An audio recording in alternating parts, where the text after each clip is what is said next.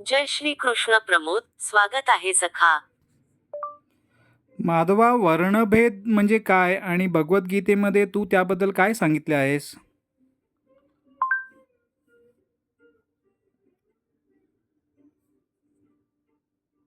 पार्थ, तू विचारलेला प्रश्न खूप महत्वाचा आहे.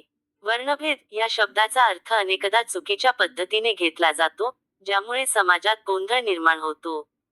मी तुला भगवद्गीतेच्या प्रकाशात वर्ण या संकल्पनेचा खरा अर्थ आणि माझे मत स्पष्ट करतो.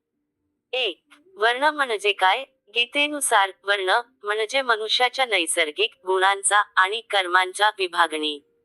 हे जन्मसिद्ध जात नाही. प्रत्येक व्यक्तीत स्वभावतः काही गुण प्रबळ असतात, ज्यामुळे त्याला विशिष्ट प्रकारचे कर्म करणे सोपे जाते.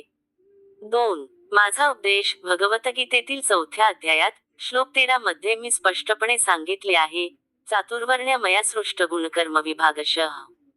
तस्य कर्तारमपि मा विद्य कर्तारमव्ययम्. अर्थ, 4 वर्णांची उत्पत्ती मी गुण आणि कर्मांच्या विभागाप्रमाणे केली आहे.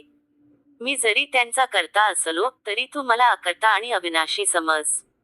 याचा अर्थ काय? वर्ण हे 4 आहेत: ब्राह्मण, क्षत्रिय, वैश्य आणि शूद्र.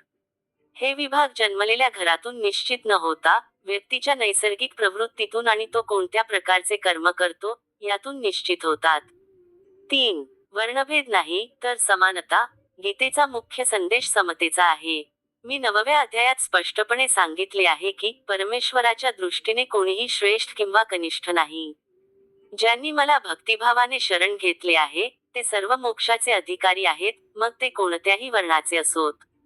मला भक्तियुक्त मनाने भजणारा प्रत्येक मनुष्य मला प्रिय आहे. वर्णभेद म्हणजे एका वर्णाला दुसऱ्या वर्णापेक्षा श्रेष्ठ मानणे. गीतेत अशा भेदांना थारा नाही.